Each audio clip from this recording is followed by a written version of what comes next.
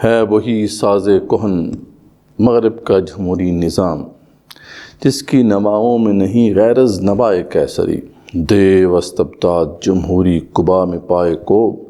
تو سمجھتا ہے آزادی کی ہے یہ نیلم پری۔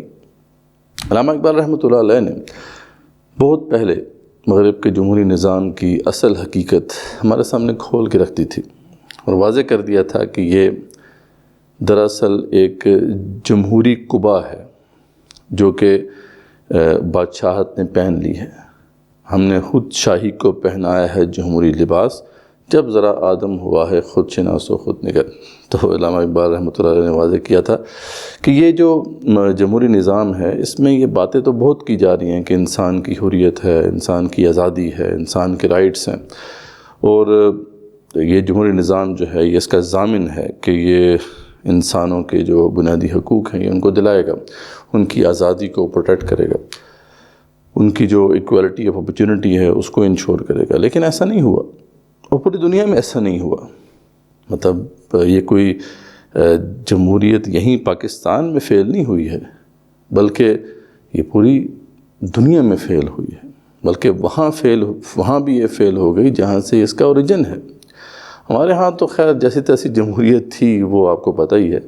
تو 27th امینڈمنٹ ہمارے سامنے ابھی زیر بحث ہے، پاس ہو گئی ہے دونوں ایوانوں سے، اور اس پہ تبصرے ہو رہے ہیں اور ڈسکشنز ہو رہی ہیں۔ ہم بہت سے جو ہمارے ناظرین ہیں انہوں نے بھی ریکویسٹ کی تھی کہ اس پہ آپ کچھ بات کریں، لیکن وہی بات ہے کہ کیا بات کریں۔ یہ پہلی دفعہ تو نہیں ہوا پاکستان میں کہ اس طرح کی ترامیم ہوئی ہیں، پہلے بھی اس طرح کی ترامیم ہوتی رہی ہیں، اور ہمارے ہاں تو ویسے بھی کوئی جمہوریت کا خاص تصور جو ہے وہ ایگزسٹ نہیں کرتا ہے۔ یہاں پہ آئین تو بنا دیا گیا لیکن اس آئین کو کبھی چلنے ہی نہیں دیا گیا۔ تو اسی طرح سے امینڈمنٹس ہوتی رہیں، اور جو امینڈمنٹس ہیں ان کا صرف ایک ہی مقصد ہوتا ہے کہ جو ہماری جو اشرافیہ ہے، ہماری ایلیٹ ہے، وہ کس طریقے سے اپنی پاورز کو مزید جو ہے کنسولیڈیٹ کرے۔ عوام جو کہ اصل میں اس کے سٹیک ہولڈرز ہیں، ان کو تو شروع سے اس کے بارے میں نہ تو ایجوکیٹ کیا گیا ہے، نہ ان کا یہ کنسرن ہے، نہ کنسرن رہا ہے۔ آج بھی آپ دیکھیں کہ 27th امینڈمنٹ کی بات پولیٹیکل حلقوں میں یا صحافتی حلقوں میں تو ہو رہی ہے، لیکن یہ ہے کہ عوام الناس جو ہیں ان کو زیادہ اس کے بارے میں نہ تو پتہ ہے نہ کنسرنڈ ہے وہ اس بارے میں۔ پہلے بھی اس طرح کی ترامیم ہوتی رہی، انہیں کیا فرق پڑا اس سے؟ جیسے کہ بات ہو بھی رہی ہے کہ اس آئین نے عوام کو دیا کیا ہے، تو اس لیے دکھ تو بہت ہے، اور اس دفعہ یہ جو امینڈمنٹ ہے یہ نہ جانے کیوں اس کا امپیکٹ بہت زیادہ ہے، کم سے کم فیل زیادہ ہو رہا ہے، اور یہ شاید آپ کو بھی فیل ہو رہا ہو کہ لگ ایسے رہا ہے کہ جو اشرافیہ ہے ہماری، اس نے ہمارے یعنی عوام کے منہ پر ایک زناٹے دار تھپڑ رسید کیا ہے، اور وہ کہے لگا رہے ہیں، اور ہماری جو بے بسی ہے اس پر وہ ہنس رہے ہیں، اور ہم کچھ بھی نہیں کر سکتے اس کے بارے میں۔ تو اس امینڈمنٹ میں آخر ایسی کیا بات ہے کہ یہ فیلنگز ہمیں بھی اور آپ سب کو آ رہی ہیں، یہ سب کچھ فیل ہو رہا ہے، اس پہ ہم بات کریں گے انشاءاللہ، پوائنٹ پہ پوائنٹ انشاءاللہ انالیسس کریں گے۔ لیکن پہلے تو یہ بات مطلب بڑی دکھ کی بات ہے اور بڑے افسوس کی بات ہے، اور پوری دنیا میں جگہ سائی ہوگی اس سے، اور ہو رہی ہے کہ اس طرح جو ہے اس طرح بھی کوئی قوم اپنے آئین کے ساتھ، اپنے کانسٹیٹیوشن کے ساتھ کر سکتی ہے، اور یہ سب کے لیے بڑی حیرانگی والی بات ہے کہ اس طرح کی کانسٹیٹیوشنل امینڈمنٹ پاس بھی ہو جائے اور اس پہ کوئی ریزسٹنس بھی نہ ہو اور کوئی آواز بھی بلند نہ کرے۔ تو یہ ایک بہت بڑا لمحہ فکریہ ہے۔ خیر دکھ اور افسوس تو اس پہ ہے ہی، لیکن ایک خوشی بھی ہے، بلکہ ایک نہیں دو خوشیاں بھی ہیں۔ یعنی ایک بعض اوقات آپ جب اداس ہوتے ہیں، آپ کا موڈ اچھا نہیں ہوتا، تو اس میں ایک پہلو جو ہے ایک راحت کا بھی ہوتا ہے، خوشی کا بھی ہوتا ہے۔ یہ بعض اوقات ایسی آپ سچویشن میں آ جاتے ہیں اور آپ کو پتہ ہے۔ تو یہ بھی کچھ ایسی ہی سچویشن ہے کہ اس پہ ایک خوشی بھی ہے، اور وہ خوشی کس بات کی ہے؟ وہ اس بات کی ہے کہ وہ پولیٹیکل ایلیٹ یا وہ ہماری اشرافیہ، پولیٹیکل بزنس یا جو بھی ایلیٹ کے مختلف جو ہیں شیڈز ہیں، اوورال جو ہماری ایلیٹ ہے، وہ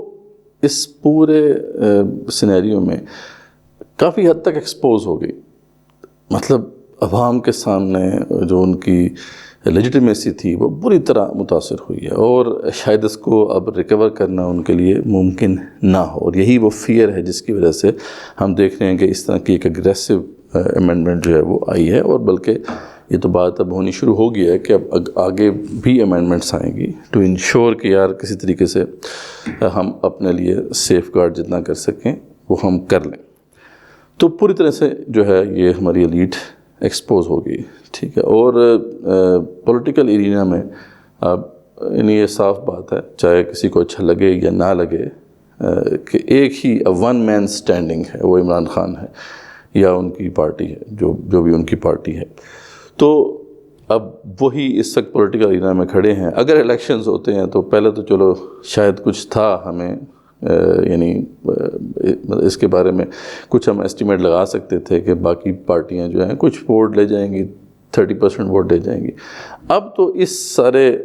ساری حرکت کے بعد جو ہے اگر آپ آج الیکشن کروائیں تو 2/3 میجورٹی سے بھی زیادہ لگتا ہے کہ اب پی ٹی آئی لے کے جائے گی۔ تو ان کی تو اب سیاسی موت واقع ہو چکی ہے۔ یہ جو دو تین جو بھی پارٹیاں تھیں، 2 بڑی پارٹیاں ہیں، باقی چھوٹی موٹی پارٹیاں ہیں جنہوں نے بھی اس میں ساتھ دیا ہے اسٹیبلشمنٹ کا، تو ان کا تو یہ حال ہو چکا ہے، اور یہ ان کو اچھی طریقے سے پتہ بھی ہے، ان کو اس بات کا ادراک بھی ہے۔ تو یہ ایک بڑی اچھی بات ہے۔ انشاءاللہ امید ہے کہ اس سے کچھ خیر برآمد ہوگی آنے والے وقتوں میں، ٹل دا ٹائم کہ یہاں پہ فری اینڈ فیئر کبھی الیکشنز ہوں گے۔ خیر جب تک یہ ایلیٹ موجود ہے تو ان کو تو یہ واضح ہو گیا ہے کہ اب الیکشنز جو ہیں وہ تو نہیں ہونے چاہیے، کیونکہ اگر الیکشنز ہوں گے تو ان کو پتہ ہے کہ ان کی فیٹ کیا ہے۔ تو ایک تو یہ خوشی ہے، دوسری ایک اور خوشی بھی ہے، اور وہ خوشی یہ ہے کہ جمہوریت کی جو دیوی تھی، یعنی ہمارے ہاں بعض لوگوں کے نزدیک جو ہے اللہ سے بھی زیادہ اہمیت جو ہے وہ جمہوریت کی تھی،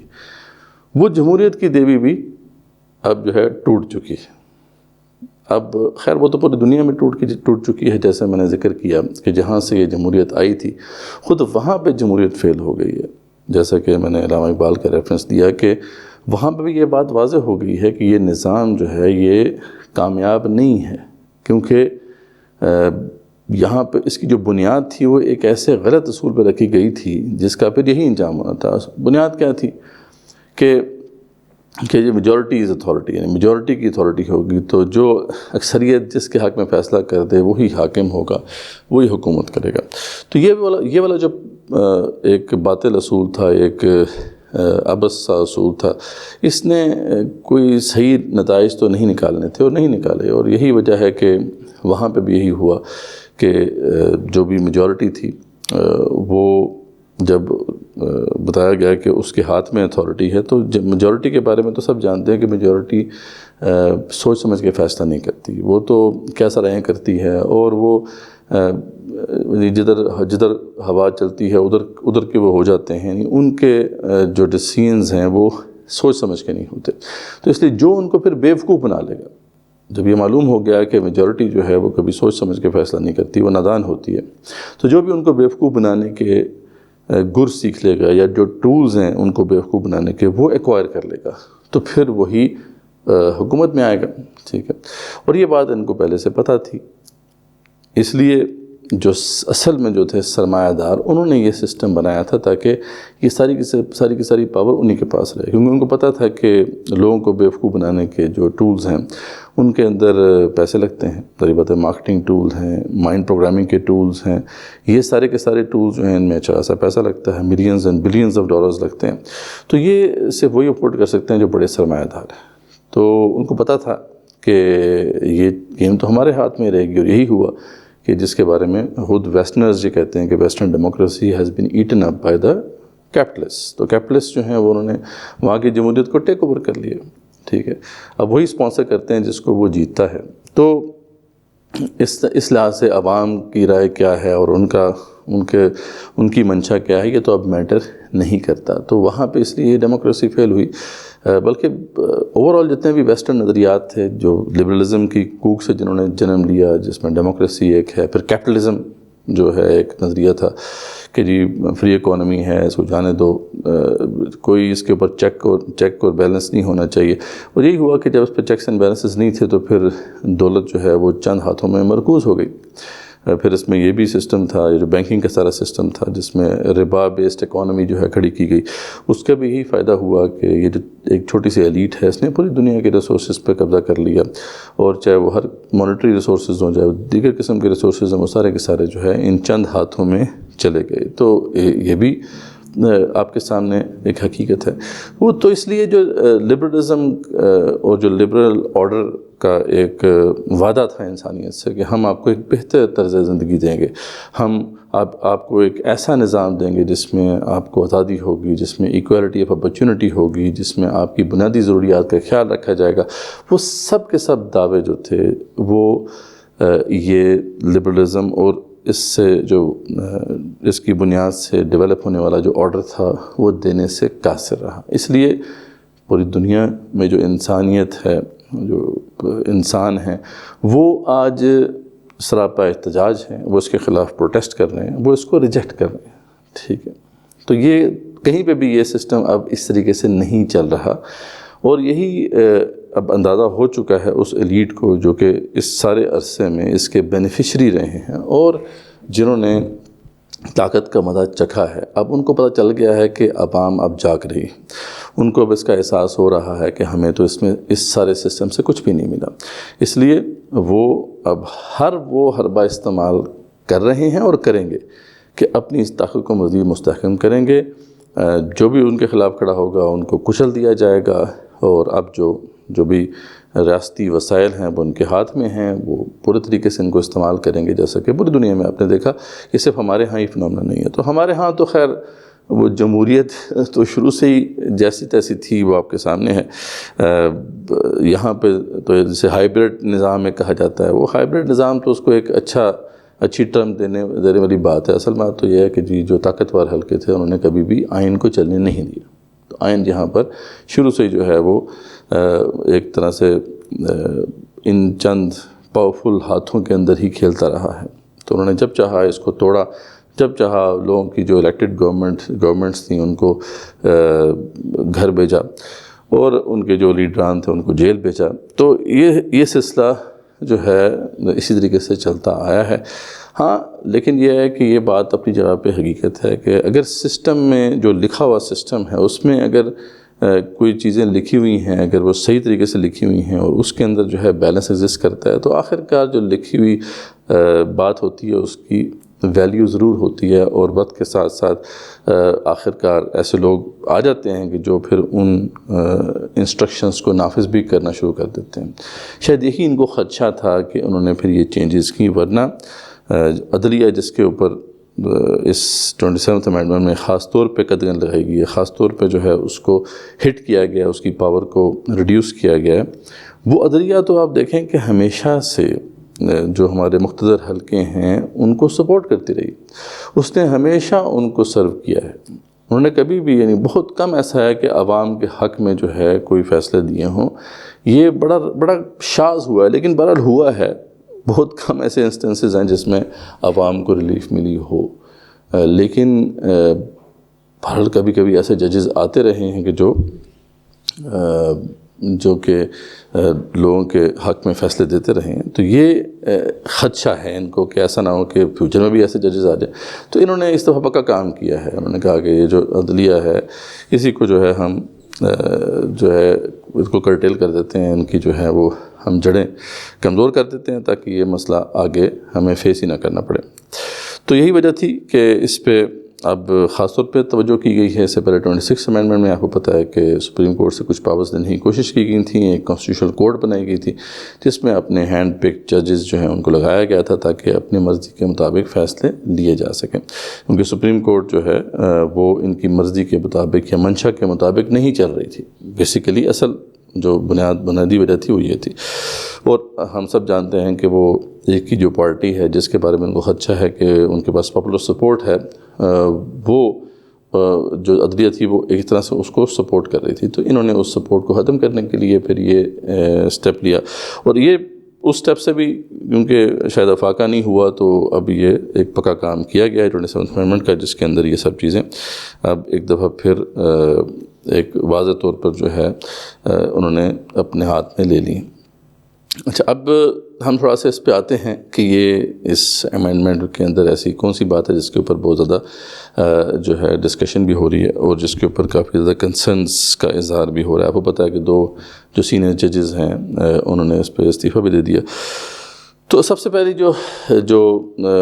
پارٹ ہے اس امینڈمنٹ کے اندر جو امپورٹنٹ ہے وہ اگر آپ یہ دیکھ سکتے ہیں اسکرین کے اوپر، یہ نمبر 23 جو بل پیش کیا گیا ہے 27th بل ہے. بیسیکلی تو یہ غالباً 24th امینڈمنٹ بنتی ہے کیونکہ 3 ایسے بلز تھے جو کہ پاس نہیں ہو سکے تھے، تو 27th بل ہے لیکن امینڈمنٹ یہ 24th ہے کانسٹیٹیوشن کی. تو یہ جو 27th امینڈمنٹ کا بل پیش کیا گیا تھا اور جو پھر اپروو بھی ہوا، یہ اس کا اگر آپ ٹیکسٹ دیکھ سکتے ہیں کہ نمبر اس کے 23 پر ایک بڑی امپورٹنٹ یہ بات ہے جو لکھی ہوئی ہے کہ omission of the article 184 of the constitution. اب یہ 184 of the article of the constitution جو ہے وہ کیا کہتا ہے، ٹھیک ہے. اگر آپ اس کو دیکھیں، یہ اسکرین پہ آپ کو نظر آ رہا ہوگا کہ اس کے اندر سپریم کورٹ کے پاس کچھ پاورز تھیں، جس میں خاص طور پہ اس کا جو کلاز نمبر 3 ہے، 3rd کلاز ہے، اس کے اندر ایک اہم پاور تھی جو کہ اعلیٰ عدلیہ کے پاس تھی، اور وہ کیا تھی کہ without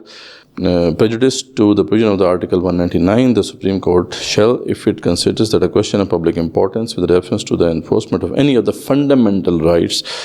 conferred by Chapter 1 of Part 2 is involved, have the power to make an order of the nature mentioned in the said article. Basically یہ وہ سوموٹو کی وہ پاور تھی جو ان کے پاس تھی کہ از خود نوٹس لے سکتی تھی کورٹ. یعنی ایک تو ہے نا کہ کورٹ کو کسی نے پوچھا کہ آپ اس بارے میں اپنی رائے دیں کہ یہ جو ہے کوئی بھی ایکٹ آف دا گورنمنٹ ہے یا کوئی ایکٹ آف دا پارلیمنٹ ہے، یہ اگینسٹ دا کانسٹیٹیوشن ہے، تو وہ پھر اس پہ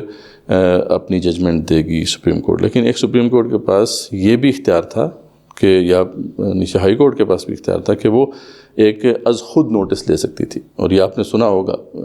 پہلے کئی دفعہ یہ لفظ کہ فلاں جو ہے چیف جسٹس صاحب نے جو ہے وہ سموٹو ایکشن لے لیا. تو یہ بیسیکلی کیا تھا، یہ ان کے پاس وہ پاور تھی کہ وہ کسی بھی جو بھی ایکٹ آف دا گورنمنٹ ہے یا ایکٹ آف دا پارلیمنٹ ہے اس پہ از خود نوٹس لے سکتی تھی عدلیہ. تو یہ والی پاور جو ہے یہ پوری کی پوری ختم کر دی گئی ہے. یہ پورا جو آرٹیکل تھا 184 اس کو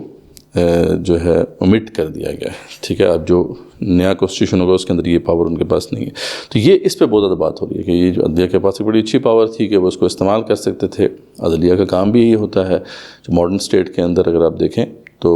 جوڈیشری کا یہی تو چیک ہوتا ہے لیجسلیٹر اور ایگزیکٹو کے اوپر کہ وہ ان کے کسی بھی ایکٹ کو اگینسٹ دا کانسٹیٹیوشن قرار دے کر کالعدم قرار دے سکتی ہے. یعنی یہ اس لحاظ سے دیکھا جائے تو جو عدلیہ ہوتی ہے وہ کسٹوڈین آف دا کانسٹیٹیوشن ہوتی ہے، ٹھیک ہے. تو یہ والا جو اختیار ہے یہ اب اگر آپ لے رہے ہیں عدلیہ سے کہ وہ از خود نوٹس لے سکے تو یہ ایک طرح سے ان کی پاور کو کم کرنے والی بات ہے. اس میں دوسری بات اپنی جگہ پہ ہے کہ جب یہ اختیار ان کے پاس موجود تھا تو اس کا صحیح استعمال ہوا یا غلط استعمال ہوا، یہ سوال اپنی جگہ پر ویلڈ ہے. کیونکہ ہم نے دیکھا کہ جوڈیشل ایکٹیویزم کا جو زمانہ رہا ہے یہ پچھلے 10 سال میں ہم نے بہت زیادہ دیکھا کہ جوڈیشری بہت زیادہ ایکٹیو رہی. تو انہوں نے بہت سے ایسے معاملات میں بھی ٹانگیں اڑائیں جو ان کی جورسڈکشن نہیں بنتی تھی. یعنی یہ ایک اگریسو انداز تھا جوڈیشری کا جس کا ایک ریئیکشن بھی ہے جو اس وقت نظر آ رہا ہے. تو انہوں نے بھی جو کیا کوئی اچھی بات نہیں تھی، ٹھیک ہے. جیسا ہم پہلے بھی بتا چکے ہیں کہ ہماری جوڈیشری بھی کوئی دودھ کے دھلے نہیں ہیں. انہوں نے بھی کوئی خاص عوام کو سرو نہیں کیا، انہوں نے بھی اسی ایلیٹ کو سرو کیا ہے. لیکن زیادہ سے زیادہ جیسے جیسے انہوں نے اپنی اس پاور کو استعمال کرنا شروع کیا اور عوام کے مسائل کے اوپر تو انہوں نے کیا نہیں ہے. تو آپ کو پتہ ہی ہے کہ جو بھی پولیٹیکل رائیولریز تھیں اس کے اندر جو ہے یہ استعمال ہوتے رہے، ایک ٹول کے طور پر انہوں نے اپنے آپ کو پیش کیا. تو یہ ایک ریزن ہے، اس کا ایک ریئیکشن ہے جو آپ کو یہاں پہ نظر آ رہا ہے. خیر، تو یہ ایک جو ایسی بات ہے اس امینڈمنٹ نے جس کو زیر بحث لایا گیا. پھر آگے چلتے ہیں. دوسری جو بات جو جس سے بہت زیادہ بحث ہو رہی ہے وہ بیسیکلی یہ نمبر 35 پہ آپ دیکھ سکتے ہیں کہ سبسٹیوشن آف آرٹیکل 200 آف دا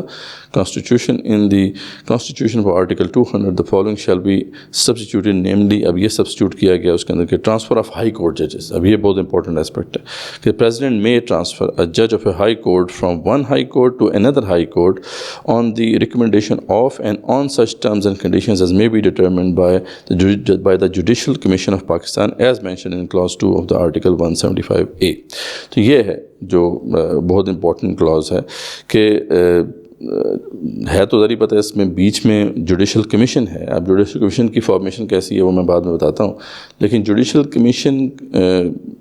کی ریکمنڈیشن پر ٹھیک ہے یہ پریزیڈنٹ ڈیسائیڈ کر سکتا ہے کہ کسی بھی ہائی کورٹ کے جج کو ٹرانسفر کرتے ہوئے. اب یہ آپ کو پتہ ہے اس کے پیچھے کیا بات ہے, کیونکہ بعض اوقات ہو سکتا ہے ہائی کورٹ کا کوئی جج جو ہے وہ حکومت کے خلاف جا رہا ہے, ٹھیک ہے, وہ کسی ایسے ایشو پر سٹینڈ لے رہا ہے جو کہ عوام کے فائدے کا ایشو ہے اور حکومت کے خلاف جا رہا ہے. تو اب پہلے تو یہ پروٹیکشن حاصل تھی کہ جج کے کنسنٹ کے بغیر اسے ٹرانسفر نہیں کیا جا سکتا تھا, لیکن اب اس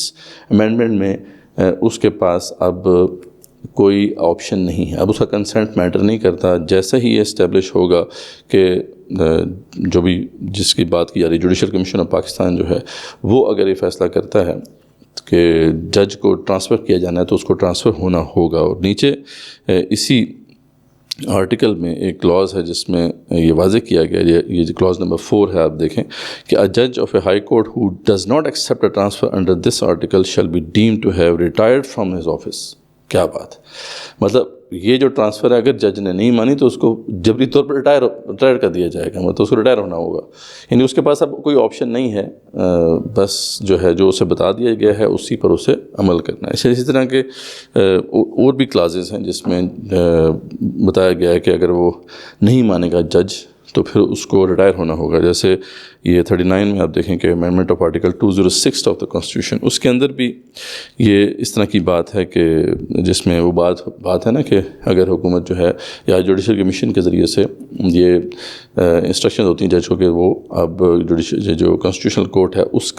اس کے وہ ممبر بنے, اور وہ نہیں اگر مانتے تو وہ ان کو بھی ریٹائر ہونا ہوگا. جج of a high court who does not accept appointment as judge of the federal constitutional court or the supreme court, or a judge of the supreme court who does not accept appointment as a judge of the federal constitutional court shall be deemed to have retired from his office and on retirement shall be entitled to receive a pension calculated on the basis of the length of his service as judge and total service if any in the service of Pakistan. تو یہ دیکھیں یہ بھی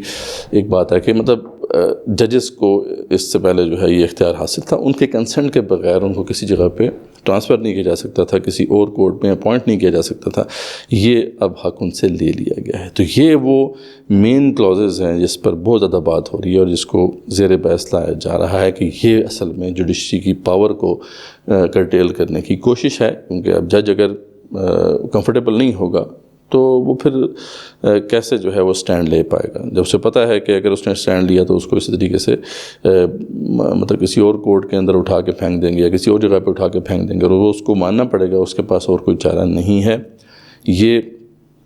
جو ہے نا judiciary کے اوپر ایک حملہ تصور کیا جا رہا ہے. اچھا, اب اس کے علاوہ جو ہے جو مین جو چینج آئی ہے کہ اب سپریم کورٹ کی جگہ پر کی جگہ پر تو نہیں, لیکن سپریم کورٹ کے 2 حصے کر دیے گئے ہیں. پہلے سپریم کورٹ کے پاس یہ اختیار تھا کہ جو بھی نیچے سے جو عام مقدمات ہیں اگر وہ اوپر آ کے سپریم کورٹ تک پہنچتے ہیں تو وہ اس کو سپریم کورٹ جو ہے وہ سیٹل کرنے کی کوشش کرتی تھی. لیکن مین جو کام سپریم کورٹ کا تھا اور جو پوری دنیا میں ہے وہ یہی ہے کہ, اور یہاں پہ بھی ایسا تھا کہ وہ کانسٹیٹیوشن کی کسٹوڈین ہوتی ہے. تو جو کانسٹیٹیوشن سے متعلق ڈفرینٹ ایشوز ہیں, یا پھر جو ہمارے ہاں ایک بہت بڑا ایشو رہا ہے ہمارے کانسٹیٹیوشن میں بھی اور اوور آل پاکستان کے اندر, کہ جو فیڈرل اور پروونسز کے درمیان, فیڈریشن اور پروونسز کے درمیان جو ہے ایک رسا کشی کا معاملہ ہوتا ہے, لڑائیاں ہوتی ہیں, پھڈے ہوتے ہیں, ان کو سیٹل کرنے کے لیے جو ہے سپریم کورٹ اپنا رول ادا کرتی رہی ہے. تو یہ جو بڑا کروشل جو رول ہے سپریم کورٹ کا, یہ اس سے لے لیا گیا ہے, اور اس کی جگہ پر پھر ایک فیڈرل کانسٹیٹیوشنل کورٹ بنائی گئی ہے جس کا کام یہ ہوگا. تو اس کے اوپر بھی بات ہو رہی ہے کہ یہ بھی دیکھیں جی سپریم کورٹ سے یہ پاور لے لی گئی ہے. تو خیر اس پہ دو آراء موجود ہیں. یعنی ایسی بات نہیں ہے کہ دنیا میں یہ ٹرینڈ نہیں ہے. یورپین ممالک کے اندر کانسٹیٹیوشنل کورٹس ہوتی ہیں اور بڑی اسٹرانگ کانسٹیٹیوشنل کورٹس ہوتی ہیں. اگر پاکستان میں بھی بن جاتی ہے تو اس میں کوئی ایسی بڑی بات نہیں ہونی چاہیے. ٹھیک ہے, عدلیہ جو ہے اس کے پاس بہت سے کیسز پینڈنگ ہیں جو نیچے سے آئے ہوئے ہیں ڈسٹرکٹ کورٹ سے اور اوپر ہوتے ہوتے سپریم کورٹ تک آئے ہیں. تو وہ ٹھیک ہے, سپریم کورٹ اس کو دیکھ لے. لیکن یہ ہے کہ کانسٹیٹیوشن سے متعلق جو مسائل ہوتے ہیں یا پھر یہ جو فیڈریشن اور پروونسز کے درمیان جو مسائل ہیں ان کو حل کرنے کے لیے اگر سیپریٹ کورٹ بنائی جاتی ہے, پہلے آپ کو پتہ ہے کہ 26 امینڈمنٹ میں ایک سیپریٹ بینچ بنایا گیا تھا اس مقصد کے لیے, اب انہوں نے پوری کورٹ ہی بنا دی ہے. تو اس کا اتنا بڑا مسئلہ نہیں ہونا چاہیے. لیکن اصل میں اس کے پیچھے جو نظریہ ہے وہ یا اس کے پیچھے جو اصل انٹینشن ہے وہ پیور نہیں. اصل سب کو پتہ ہے کہ وہ ہینڈ پک ججز جو ہیں وہاں پہ لگائے جائیں گے اور آپ کو پتہ ہے یہ لگا بھی دیے گئے ہیں. تو فیڈرل کانسٹیٹیوشنل کورٹ کے اندر یہ سارے معاملات سیٹل ہوں گے. اس طریقے سے جو ایک اور بات جو اس میں ڈالی گئی ہے کہ جو ہیومن رائٹ سے متعلق ایشوز ہیں, پہلے جو ہیومن رائٹ سے متعلق ایشوز تھے وہ ہائی کورٹ میں بھی جو ہے وہ اس کی ریٹ دائر کی جا سکتی تھی, وہ اب ٹوٹلی جو ہے اس فیڈرل کانسٹیٹیوشن کورٹ کے اختیار میں وہ دے دیے گئے ہیں. اب اس کی بھی بڑی امپلیکیشنز ہیں کیونکہ عوام جو ہے ان کو ریلیف تو اس طرح کے کیسز سے ملتا ہے. اب وہ اگر ان سے اختیار لے لیا گیا ہے کہ وہ ہائی کورٹ نہیں جائیں گے بلکہ یہ ایک نئی کورٹ ہے اس میں وہ اپنی ریکویسٹ دائر کریں گے, جہاں پر اس طرح کے ججز ابھی اپوائنٹ کیے جا رہے ہیں کہ جنہوں نے آپ کو پتہ ہے کہ مشرف کے زمانے میں اس کی آمریت کو جو ہے سپورٹ بھی کیا تھا. تو اب اس طرح کے ججز سے آپ کیا ایکسپیکٹ کر سکتے ہیں کہ جو ہیومن رائٹس ابیوزز سے متعلق کیسز میں وہ لوگوں کے حق میں فیصلے دیں گے. تو یہ ہے اصل مسئلہ. اب اس پہ جو حکومتی بیانیہ ہے وہ یہ ہے کہ جی دیکھیں ہم تو یہ کہاں پہ کہہ رہے ہیں کہ حکومت یہ کرے گی, یہ تو جو ہے جوڈیشل کمیشن کرے گا. تو جوڈیشل کمیشن میں تو بہت سے لوگ ہیں, اس میں سینئر ججز ہیں, اس کے اندر جو ہے وہ اپوزیشن کے بھی اراکین موجود ہیں, اس کے اندر لا منسٹر بھی ہوگا اور بھی مطلب ایون کہ جو بارز ہیں ان میں سے بھی کوئی نمائندے ہوں گے. تو یعنی وہ تو ایک بیلنسڈ باڈی ہے جو کہ بیسیکلی یہ ساری اپوائنٹمنٹ بھی کرے گی یا ٹرانسفر کرے گی. تو پھر کیا مسئلہ ہے؟ تو اس پہ جو اصل اعتراض ہے وہ یہ ہے کہ وہ تو جب آگے سلسلہ چلے گا تب ہوگا نا. ابھی تو اس وقت پرائم منسٹر اور پریزیڈنٹ صاحب مل کے جو ہے یہ اپوائنٹمنٹس کر رہے ہیں. ابھی تو انہیں کے اختیار میں, ابھی یہی اپنا اختیار جو ایکسرسائز کر رہے ہیں. اب نیکسٹ 5 سال تک تو یہ اسی طرح چلتا رہے گا سلسلہ. تو اس کے بعد پھر جو ہے اگر جوڈیشل کمیشن نے کام کرنا شروع کیا تو اس وقت تک تو ہو سکتا ہے کہ جوڈیشل کمیشن کے اندر جو بھی لوگ آئے ہیں وہ یہ لوگ انشور کر دیں کہ وہ اپنی مرضی کے ہی ہوں گے. تو یہ اصل مسئلہ ہے, یہاں پہ اصل جھگڑا ہے کہ اس کے پیچھے انٹینشن پیور نہیں ہے. ورنہ اگر کانسٹیٹیوشنل کورٹ بنا دی جاتی تو یہ اتنا بڑا ایشو نہیں تھا, لیکن اس کے پیچھے انٹینشن جو ہے وہ صحیح نہیں ہے. دوسری جو اہم بات جس پہ بہت زیادہ پھر ڈسکشن ہو رہی ہے اس کے بھی دو پہلو ہیں. وہ آپ کو پتہ ہے کہ آرٹیکل 243 کے اندر جو چینج کی گئی ہے اس میں آپ کے سامنے ہے کہ یہ کلاس اے جو ہے اس کے اندر لکھا ہوا ہے کہ for class 4 the following shall be substituted, namely the president shall on the advice of prime minister appoint the chief of the army staff, concurrently the chief of the defense forces, the chief of the naval staff, the chief of the air staff, and shall also determine their salaries and allowances. تو یہ جو ہے کہ ایک نیا عہدہ جو ہے کریٹ کیا گیا ہے اور وہ عہدہ ہے چیف آف ڈیفینس فورسز, جو کہ تمام تینوں فورسز جو ہیں ان کے اوپر وہ اس کو اپوائنٹ کر دیا گیا ہے. اور جو اس سے پہلے ایک ارینجمنٹ تھی اس کا ذکر یہاں پہ ہے کہ not withstanding anything contained in clause 4 the office of the chairman joint chief of staff committee. یہ تھی اصل میں وہ باڈی جو پہلے ان تینوں جو فورسز ہیں ان کے اوپر جو ہے اپنا کام کرتی تھی. یہ chairman joint chief of staff committee, اس کو ختم کر دیا گیا ہے اور اس کی جگہ پر ایک عہدہ کریٹ کر دیا گیا ہے جس کے بارے میں میں نے بتایا کہ chief of the defence forces, جو کہ basically chief of army staff ہوگا. مطلب جو اس وقت ہماری جو ٹیرسٹریل یا لینڈ آرمی ہے اس کا جو چیف ہوگا وہی جو ہے چیف آف ڈیفینس فورسز ہوگا. اور اس طریقے سے باقی جو دونوں فورسز ہیں ہماری ایئر اور نیول فورسز جو ہیں وہ اس کی جو کمان ہے وہ اس کے تحت ہوگی۔ خیر اس کے بارے میں مختلف آرگومنٹس ہیں کہ اصل میں آج کل جیسا کہ ہم نے دیکھا بھی ہے بیٹل میں اب ایک انٹیگریٹڈ آپریشنز کا ایک کانسیپٹ ہے کہ اب ہم جو ہے اس طرح سے لڑائی نہیں کرتے کہ تینوں فورسز زیادہ لڑائی کر رہی ہوتی ہیں، بلکہ اب جو بھی لڑائی ہوتی ہے، جو بھی ایکشن لیا جاتا ہے وہ ایک انٹیگریٹڈ ایکشن ہوتا ہے۔ اس لیے اب پوری دنیا میں ایسا ہے کہ اس کو ایک ہی کمان کے نیچے جو ہے دے دیا گیا ہے، تو اس لیے اس کو انشور کرنے کے لیے یہ اسٹیپ لیا گیا۔ چلو یہ بات تو کسی حد تک ایکسیپٹیبل ہے۔ اب اس کی کیا امپلیکیشنز ہوں گی یہ تو خیر جو ایکسپرٹس ہیں اس فیلڈ کے وہی بتائیں گے، لیکن اس کے بارے میں تو چلو اتنی بحث کوئی بھی نہیں کر رہا، کوئی بھی اس پہ اعتراض نہیں کر رہا۔ اصل جو اعتراض ہے وہ آگے، وہ یہ والی بات ہے جو بیسیکلی یہ کلاز 7 میں دی گئی ہے کہ right where the federal government promotes a member of armed forces to the risk of field marshal of the air force or the admiral of the fleet, such officer shall retain the rank, privileges and remain in the uniform for life۔ ٹھیک ہے جی، کہ یہ جو جن کو بھی field marshal قرار دے دیا جائے گا، یا اس طریقے سے جو ایئر فورس کے اندر جو martial of the air force ہوں گے، اور جو اس کے اندر نیوی کے اندر ایڈمرل آف دا فلیٹ ہوں گے، یعنی یہ جو مارشلز ہیں سارے، یعنی جو 5 اسٹار جو جنرلز ہیں، ان کو ایک تو یہ پریولیج دی گئی ہے کہ ان کو جو رینک ہے ان کا وہ تاحیات ملے گا، اور پھر پریولیجز اور جو بھی باقی پرکس پریولیجز ہیں وہ بھی تاحیات ان کو ملیں گی۔ تو اس کے اوپر اعتراض کیا جا رہا ہے کہ آخر کیوں ایسا معاملہ ہے، ٹھیک ہے، لیکن چلیں یہ بھی ایکسیپٹ کیا جا سکتا تھا، چلو جو ہے اس کو ایکسیپٹ کر لیتے ہیں جی، یہ ہیروز ہیں، انہوں نے وار کے اندر جو ہے ہماری ملک کے ڈیفنس کو یقینی بنایا، ان کو پریولیج ملنی چاہیے، یہ اپنا یونیفارم کیری کر لیں، اور یہ اس طرح کی باتیں جو ہیں اور بھی ممالک کے اندر ایگزسٹ کرتی ہیں، اس طرح کی کلوزز ہیں کہ جن کو بھی فیلڈ مارشل کے طور پہ تعینات کر دیا جاتا ہے تو پھر یہ ان کو یونیفارم تاحیات پہننے کی اجازت ہوتی ہے، اور ان کو کم جگہوں پہ ایسا ہے کہ پریولیجز بھی ملتی ہیں، خیر بعض جگہوں پہ ایسا ہے کہ پریولیجز بھی مل جاتی ہیں، چلو ہم دے دیتے ہیں، ٹیکس پیز منی ہے، کوئی مسئلہ نہیں، ویسے کون سی ہمیں ملتی ہے، چلو انہیں کو فائدہ ہو جائے، چلیں یہ بھی کر لیتے ہیں۔ اب اس سے جو آگے جو معاملہ ہے وہ بڑا خطرناک ہے، وہ یہ ہے جس کے اوپر پھر بہت زیادہ اعتراض بھی ہوا، اور جو کہ بالکل بھی کانسٹیٹیوشنل نہیں ہے، وہ اسلام کے بھی خلاف ہے، جو کامن سینس ہے انسان کے اس کے بھی خلاف ہے، دنیا کے جو نارمز ہیں اس کے بھی خلاف ہے۔ وہ یہ ہے کہ جو ان سارے عہدوں کو جو لیگل امیونٹی دی گئی، تو اس کا ذکر آپ دیکھیں گے یہاں پہ لکھا ہوا ہے کہ field marshal of the air force and admiral of the fleet being national heroes shall not be removed from office except on the ground of the charges and in the manner provided under article 47، اور آگے کیا ہے the provision of the article 248 as applicable to the president, یعنی یہ جو article 248 ہے ابھی ہم پڑھ لیتے ہیں، جیسا کہ پریزیڈنٹ پر اپلائی کرتا ہے وہ ان تینوں پر بھی اپلائی کرے گا، shall apply to field marshal of the air force and admiral of the fleet. اب یہ جو آرٹیکل 248 کیا ہے جس میں امینڈمنٹ کی گئی ہے، یہ آپ آگے دیکھیں، یہ نمبر 45 پہ آپ دیکھ سکتے ہیں کہ amendment of the article 248 of the constitution. اس آرٹیکل کے اندر پریزیڈنٹ صاحب کو بھی یہ جو پریولیج مل گئی ہے، اور جو ہمارے تینوں مارشلز ہیں ان کو بھی یہ، یعنی 5 اسٹار جو جنرلز ہیں یا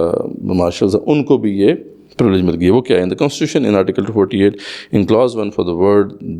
the occurring for the first time the president the words and comma notwithstanding any judgment of the court the shall be inserted۔ اب یہ کیا ہے کہ no criminal proceedings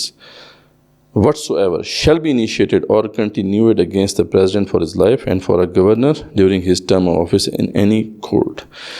اور اس طریقے سے کلاس 3 میں آ گیا ہے کہ no process for arrest or imprisonment of the president for his life and for a governor during his term of office shall be issued from any court۔ یعنی یہ جو کلاز ہے اب پریزیڈنٹ کے اوپر بھی اپلائی ہوتی ہے، اور یہ جو کلازز ہیں یہ جو کلازز ہیں یہ پریزیڈنٹ کے اوپر بھی اپلائی ہوتی ہیں اب، اور ان تینوں مارشلز پر بھی اپلائی ہوتی ہیں کہ اب جو ہے ان کو کوئی جو ہے نا کورٹ ہاتھ نہیں لگا سکتی، کوئی پولیس ان کو نہیں پکڑ سکتی، یہ اب ہمیشہ کے لیے جو ہے نا یہ ان کو لیگل امیونٹی حاصل ہوگی، جو مرضی کریں۔ مطلب اب یہ بحث بھی ہو رہی ہے کہ اگر یہ کسی کو جو ہے راہ چلتے قتل بھی کر دیں، اس کا جو ہے اس کی زندگی بھی لے لیں، تو اس کانسٹیٹیوشن میں جو لکھا ہوا ہے اس کے مطابق تو ان کو نہیں پکڑا جائے گا۔ تو یہ وہ پارٹ آف کانسٹیٹیوشن ہے جس پہ بہت زیادہ غصہ ہے، بہت زیادہ دکھ بھی ہے، وہ ہم سب کو ہے، وہ آپ کو بھی ہوا ہوگا کہ یہ کیا بات ہے، یہ تو خدائی ہے، ٹھیک ہے۔ یعنی اس دنیا کے اندر اس طرح کا مذاق خیز معاملہ کہاں پہ ہوتا ہے؟ کہیں پہ دنیا میں آپ بتا دیں کہ اس طریقے سے اس طرح کی لیگل امیونٹی ملے کسی کو؟ ہاں یہ تو مختلف جگہوں پہ ہوتا ہے، اور یہ پہلے بھی تھا کہ لیگل امیونٹی اس وقت تھا کہ جب تک کہ وہ آفس بیرر ہیں، جب تک کہ وہ آفس بیرر ہیں ان کو لیگل امیونٹی ملتی ہے کہ وہ اپنا کام صحیح طریقے سے کر سکیں، لیکن جیسے ان کی ٹرم ختم ہوتی ہے اس کے بعد وہ ان کے اوپر اسی طریقے سے لاز اپلائی ہوتے ہیں جیسے باقی لوگوں پر اپلائی ہوتے ہیں۔ تو یہ تو امیونٹی پہلے بھی دی گئی تھی، لیکن اب جو ہے تاحیات، یعنی وہ آفس چھوڑ بھی چکا ہے، اب تاحیات اس کو یہ دینے کی کیا تک بنتی ہے، اس کی کیا مطلب بنیاد بنتی ہے؟ ٹھیک ہے وہ ہیروز ہیں، انہوں نے جو ہے ملک کے دفاع کو، یہ جو مارشلز کی ہم بات کریں، ملک کے دفاع کو بڑا یقینی بنایا، تو ان کو پریولیجز مل جائیں۔ اب اس میں پریزیڈنٹ صاحب کو کس طرح مطلب چنگے میں مطلب ان کو بھی یہ ساری پریولیجز مل رہی ہیں، یہ بڑی حیرانگی والی بات ہے، لیکن چلو دے دیں، وہی ٹیکس پیئر منی ہے جی، نہ تو ہمارے کسی عوام کو پرواہ ہے نہ ہمیں پرواہ ہے، ٹھیک ہے کھائیں وہ مسئلہ نہیں ہے، لیکن یار یہ تو کم سے کم نہیں ہونا چاہیے تھا، یہ تو ان اسلامک ہے۔ کسی کو بھی اسلام کے اندر جو ہے یہ اس طرح کی لیگل امیونٹی حاصل نہیں۔ اس پہ آپ کو پتہ ہے کہ تقی عثمانی صاحب نے ایک حق ادا کیا اور اپنی ٹویٹ میں اس کو واضح کیا کہ بالکل اسلام کے خلاف ہے، اور ان کی یہ ٹویٹ آپ دیکھ سکتے ہیں کہ اسلام میں کوئی بھی شخص چاہے وہ کتنے بڑے عہدے پر ہو کسی بھی وقت عدالتی کارروائی سے بالا تر نہیں ہو سکتا۔ خلفائے راشدین کی مثالیں سب کو معلوم ہیں، ہمارے دستور میں پہلے بھی صدر کو صدارت کے دوران تحفظ دیا گیا تھا۔ یہ اسی کی بات کر رہے ہیں کہ ڈیورنگ ٹرم جو ہے ان کو ایک امیونٹی دی گئی تھی، اس کو بھی وہ کہہ رہے ہیں غلط تھی، وہ بھی ان اسلامک ہے۔ یعنی اسلام کے اندر تو یہ نہیں ہے نا کہ اگر کوئی آفس بیرر ہے تو اس کو لیگل امیونٹی حاصل ہے، جو مرضی کرتا پھرے، تو یہ بھی غلط تھی، جو اسلام کے خلاف تھا۔ اب تاحیات کسی کو یہ تحفظ دینا شریعت اور آئین کی روح کے بالکل خلاف ہے، جو ملک کے لیے نہایت شرمناک ہوگا۔ بڑی واضح بات انہوں نے کر دی ہے۔ اللہ تعالیٰ ملک کو اس بے عزتی سے بچائیں، آمین۔ پارلیمنٹ کے ارکان سے دردمندانہ درخواست ہے کہ وہ یہ گناہ اپنے ساتھ نہ لیں۔ بر وقت انہوں نے ٹویٹ کی تھی، اور اس وقت جب کہ پارلیمنٹ میں پیش بھی ہونے والی تھی اس وقت ان کی ٹویٹ آئی تھی۔ میں سمجھتا ہوں کہ یہ بات انہوں نے حق ادا کیا، لیکن بہرحال انہوں نے تو ایک بات کر دی، اس کے بعد کیا ریئیکشن ہوا، دینی طبقہ کہاں ہے، کیا کوئی پروٹیسٹ ہوا، کیا اس کے اوپر کوئی ریلیاں نکلیں؟ کوئی کچھ بھی نہیں اس کے بعد ہوا۔ خیر تقی عثمانی صاحب نے جو بات کی بالکل 100% درست ہے۔ خدا کا خوف کرنا چاہیے۔ جو لوگ یہ امیونٹی اپنے لے رہے ہیں، جن لوگوں نے ان کو امیونٹی دلوائی ہے، یہ ایک گناہ کا کام کیا، جیسے وہ بات کر رہے ہیں مفتی تقی عثمانی صاحب کی، یہ گناہ کا کام ہے جو انہوں نے کیا ہے۔ خدا کو کبھی بھولنا نہیں چاہیے، خدائی کا دعویٰ اللہ تعالیٰ کو قبول نہیں ہے۔ جو بھی ایسا کرتا ہے پھر اس کی موت واقع ہو کے رہتی ہے، پھر وہ اللہ تعالیٰ اس کو عبرت کا نشان بناتا ہے۔ یہ تصور کہ مجھے ہر قسم کی امیونٹی حاصل ہو جائے، میں ابو لا ہو جاؤں، تو یہ تصور جو ہے یہ فرعون کا تصور ہے، یا فرعونیت ہے اس کے اندر، اس کو کسی بھی صورت میں ایکسیپٹ نہیں کیا جا سکتا۔ خیر اب تو پاس ہو گئی ہے، یہ لیگل امیونٹی مل چکی ہے، اس پہ بحث ہو رہی ہے، بحث ہوتی رہے گی، کیا پروٹیسٹ بھی ہوگا، کیا اس کے خلاف دینی جماعتیں کھڑی ہوں گی، اس کا جواب بہرحال آپ کو پتہ ہے، یہ بالکل بھی ایکسیپٹیبل نہیں ہے۔ خیر اس میں بعض لوگ تو یعنی حضرات تفنن یہ کہہ رہے ہیں کہ بھئی ایک ہی رہ گیا پرائم منسٹر بیچارہ، اس کو بھی دے دیتے، یہ مطلب پریزیڈنٹ کو بھی مل گئی، ان سارے فورسز جو ہیں ان کے لوگوں کو بھی مل گئی، مطلب پریزیڈنٹ بیچارہ تھا وہ اس کو بھی دے دیتے، تو چلو سارے مطلب ٹھیک ہے۔ پریزیڈنٹ صاحب نے خیر کہا کہ جی نہیں میں نہیں لوں گا، انہوں نے بھی ٹویٹ کیا، آپ نے دیکھا کہ on my return from Azerbaijan I have learned that some senators belonging to our party have submitted an amendment regarding immunity for the Prime Minister. While I acknowledge their intent in good faith, the proposal was not part of the cabinet approved draft. I have instructed that it be withdrawn immediately. As a matter of principle, an elected Prime Minister must remain fully accountable both before the court of law and the people. خیر اب یہ کیا stent ہے، یہ popularity stent ہے، یہ کیا ہے؟ لیکن لوگ کہہ رہے ہیں کہ بیوقوفی تھی، لگے ہاتھوں وہ بھی لے لیتے تاکہ جو پرائم منسٹر تو کم سے کم سیف ہوتا۔ یہاں پہ تو یہ ہوتا ہے کہ جو پرائم منسٹر جو ہے وہ 3 سال ہی ٹرم اس کو ملتی ہے، 5 سال تو بیچارہ کر نہیں سکتا، اور فوراً اس کا اگلا سٹاپ جو ہے وہ اڈیالہ جیل ہوتا ہے۔ تو جی یہ آپ کے سامنے ہے جو ہم نے ایک انالیسس پیش کیا اس امینڈمنٹ کا۔ اس کو کریکٹ ہم کیسے کر سکتے ہیں؟ اس کو کریکٹ ہم اسی طریقے سے کر سکتے ہیں کہ پہلے عوام جو ہیں جن کے لیے یہ کانسٹیٹیوشن ہوتا ہے، وہ اس کے بارے میں شعور حاصل کریں. جب وہ اس کے بارے میں کنسرن نہیں ہوں گے تو جو طاقتور طبقہ ہے وہ اپنی طاقت کیوں نیچے دینے دے گا؟ دیکھیں یہ جو پورا تصور تھا اس کی بنیاد تھی عمرانی معاہدہ، سوشل کانٹریکٹ. تو سوشل کانٹریکٹ تھیوری جو تھامس ہابس اور جان لاک وغیرہ نے یہ تصور دیا تھا، یہ بڑا ریولوشنری کانسیپٹ تھا. اس میں انسانیت کے لیے بڑی بھلائی تھی اور انسانیت کو بہت فائدہ پہنچایا اس تصور نے. یہ جو کانسیپٹ ہے یہ بالکل اہم اسلام کی اسپرٹ کے بھی مطابق تھا کہ دیکھو یہاں پہ صرف بادشاہ ہی نہیں اختیار رکھتے حکومت کا، ٹھیک ہے. یہ جو پہلے کہا جاتا تھا کہ ڈیوائن رائٹس آف کنگز، بادشاہ جو ہیں ان کو خدا نے یہ حق دیا ہے اور یہ کسی کے آگے جواب دہ نہیں ہے. یہ تصور جو تھا یہ جب تک انسانیت کے اوپر رہا، انسانیت نے ظلم سہا ہے اور اتنا ظلم سہا کہ ان کے پاس اپنی جو زندگی گزارنے کے لیے جو ہے ریسورسز یا وسائل نہیں ہوتے تھے. 1% اشرافیہ 99% وسائل پر قابض ہوتی تھی. جو نیچے لوگ رہنے والے لوگ تھے وہ اپنی جو 2 وقت کی روٹی کے لیے ترس جاتے تھے. یہ وہ بنیاد تھی، خاص طور پہ ویسٹ کے اندر جب آپ کو پتہ ہے کہ ڈارک ایجز تھیں تو انسانیت سسک رہی تھی، اس ظلم کی چکی میں پس رہی تھی. تو وہاں سے پھر انہوں نے ایک جو ہے یہ سوچا کہ نہیں ایسا نہیں ہوگا، اب ہم ایسا نہیں چلنے دیں گے. تو یہ کانسیپٹس پہلے آئے، یہ جو تصور تھا سوشل کانٹریکٹ تھیوری کا یہ آیا اور اس نے پھر انقلاب برپا کیا. بڑے بڑے انقلابات آئے ویسٹ کے اندر. آپ کو پتہ ہے کہ فرینچ ریولوشن، امریکن ریولوشن، بعد میں پھر جو کمیونسٹ ریولوشنز تھیں اس کی بنیاد پہ بھی یہ تصور موجود تھا. لیکن اسلام نے تو پہلے سے یہ بات بتا دی تھی. اسلام تو جب آیا ہے تو وہ حریت کا درس دے کر ہی آیا ہے. اسلام نے تو پہلے سے اسٹیبلش کر دیا تھا کہ یہ اختیار جو ہے کسی ایک بندے کا نہیں ہے، نہ کسی خاندان کا ہے کہ وہ جو ہے مطلق العنان بادشاہ بن جائے، بلکہ ہر شخص اکاؤنٹیبل ہے. خلیفہ بھی کورٹ کے سامنے پیش ہوگا ویسے ہی جیسے کام پر عام شخص جو ہے وہ پیش ہوگا. اسلام کا تو یہ خوبصورت نظام تھا. تو دنیا کی انسانیت نے ٹھوکریں کھا کر یہ سیکھا. تو یہ بہت زبردست تصور تھا اور یہ جو سوشل کانٹریکٹ تھا اسی بنیاد پر پھر بعد میں کانسٹیٹیوشنز بنے. یہ کانسٹیٹیوشن اصل میں اس کا اصل فائدہ تو میرے اور آپ کے لیے ہے. یہ عوام کے لیے یہ کانسٹیٹیوشن بنایا گیا تھا کہ تاکہ عوام کے رائٹس کا جو ہے ڈیفینس ہو سکے، ان کو ان کی ضروریات مل سکے، ان کی ضروریات پوری ہو سکیں، ان کے رائٹس مل سکیں. لیکن جب عوام کو ہی یہ شعور نہیں دیا جائے گا، جب ان کو ہی نہیں بتایا جائے گا یہ جو پیس آف پیپر ہے یہ کتنا امپورٹنٹ ہے ان کے لیے، تو پھر کون ہے جو اس کے لیے فائٹ کرے گا؟ اس کے لیے میرے بھائیوں میں نے اور آپ نے فائٹ کرنی ہے. یہ میرے اور آپ کے فائدے کی چیز ہے یہ آئین. اور الحمدللہ ہمارا جو آئین ہے اس کے اندر تو اسلام بھی ہے. یعنی ہمارے جو اسلاف نے بڑی محنت سے اس کے اندر اسلام کی شکلیں ڈلوائی تھیں اور اسلام کے پرنسپلز اس کے اندر جو ہے ایڈ کروائے تھے. تو ہمارے لیے تو یہ اس سے بھی زیادہ امپورٹنس کا حامل ہے، لیکن ہمیں اس کا پتہ ہی نہیں. اس لیے اس کے ساتھ کھلواڑ ہوتا رہتا ہے، ہمیں کوئی پرواہ نہیں ہوتی.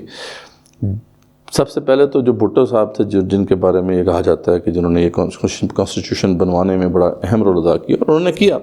سب سے پہلے تو ان کو احساس ہو گیا تھا کہ یار یہ تو ہم نے زیادہ ہی رائٹس دے دیے عوام کو. تو پہلے تو انہوں نے امینڈمنٹس اس کے اندر کی. اور وہ پتہ ہے کہ پہلی کی امینڈمنٹ جو خاص طور پہ شروع کی امینڈمنٹس میں ایک امینڈمنٹ یہ بھی تھی کہ یہ جو 3 مہینے کے لیے جو ہے نا جس کو بھی اٹھایا جائے گا تو اس کا حق اب حکومت کے پاس ہے، وہ 3 مہینے کے لیے کسی کو بھی راہ چلتے اٹھا لیں اور ان کو پوچھنے والا نہیں ہوگا کوئی. تو یہ سب سے پہلے انہوں نے وہ پاور اپنے لی تھی اور یہ پاور انہوں نے اسی لیے لی تھی تاکہ اپنے اوپوننٹس کو جو ہے نا مزاج چکھا سکیں.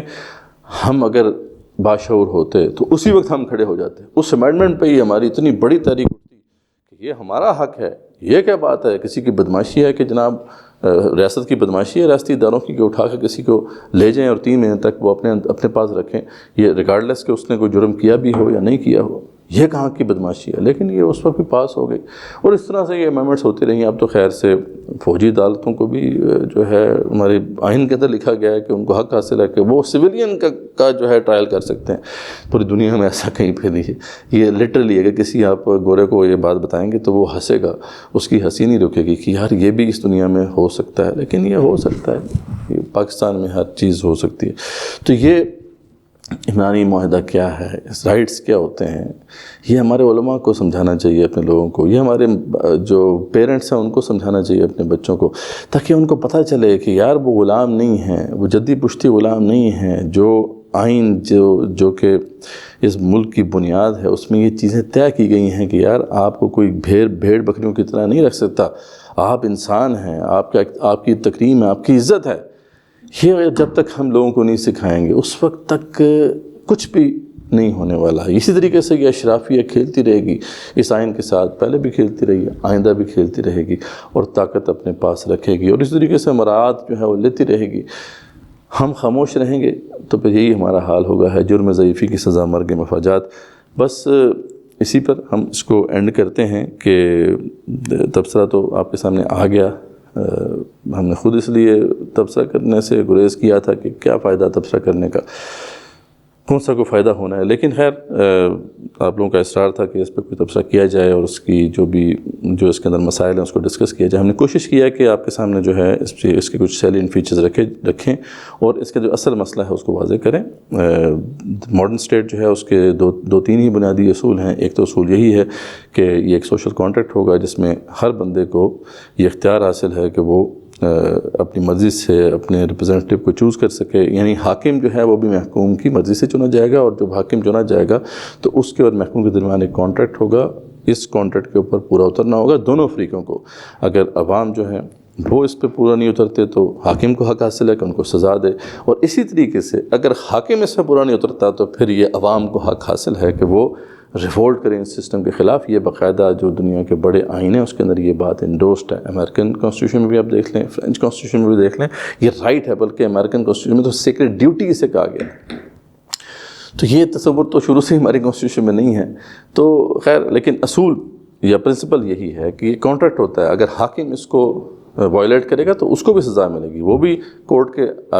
آگے کورٹ میں پیش ہوگا ویسے ہی جیسا کہ محکوم پیش ہوں گے۔ تو یہ اصول تھا، اور دوسرا تھا جو چیکس اینڈ بیلنسز کا نظام ہے کہ جو تین جو اس کے اسٹیٹ کے آرگنز کر دیے گئے، جوڈیشری ہے، اس کے اندر پارلیمنٹ یا وہ جو لیجسلیچر ہے اور ایگزیکٹو ہے، اور ان تینوں کے ایک دوسرے کے اوپر چیکس رکھے گئے تاکہ کوئی بھی طاقت جو ہے وہ اتنی زیادہ حد سے نہ بڑھ جائے کہ وہ پھر ظلم کی طرف چلی جائے، کیونکہ جیسے لارڈ ایکٹن کا قول ہے کہ power tends to corrupt and absolute power corrupts absolutely. تو اس لیے ایبسولوٹ پاور کو ڈیوائڈ کیا گیا تین حصوں میں، اور ایک دوسرے کو جو ہے اس کے لیے اکاؤنٹیبل ٹھہرایا گیا۔ پریزیڈنشل سسٹم جو ہے دنیا میں اس کے اندر ایک آئیڈیل یہ انتظام ہے کہ اس میں ایگزیکٹو علیحدہ ہے، لیجسلیچر علیحدہ ہے اور جوڈیشری علیحدہ ہے، اور تینوں کے ایک دوسرے کے اوپر چیکس موجود ہیں۔ لیجسلیچر کے اوپر لیجسلیچر کو اختیار حاصل ہے کہ وہ لاز بنا سکے، لیکن وہ ایگزیکٹو کو یعنی پریزیڈنٹ کو امپیچ بھی کر سکتے ہیں جیسے امریکن سسٹم کے اندر ہے۔ وہ اس طریقے سے جوڈیشری کو بھی اختیار حاصل ہے کہ وہ کسی بھی ایکٹ آف دا پریزیڈنٹ یعنی ایکٹ آف دا ایگزیکٹو یا ایکٹ آف دا سینٹ جو کہ لیجسلیچر ہے اس کو انکانسٹیٹیوشنل ڈکلیئر کر سکتی ہے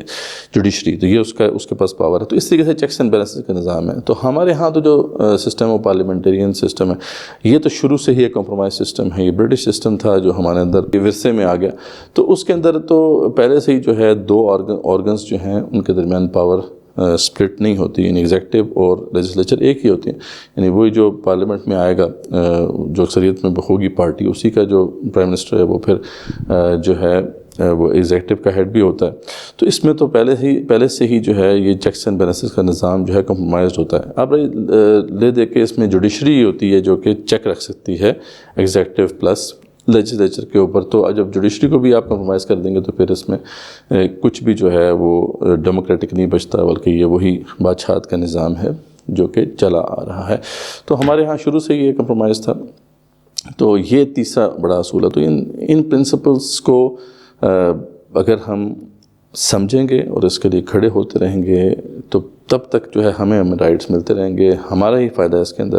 لیکن اگر ہم ان کو بالکل نہیں سمجھیں گے تو پھر اس طریقے سے اشرافیہ جو ہے پاور کو کنسولیڈیٹ کرتی رہے گی، اور آخرکار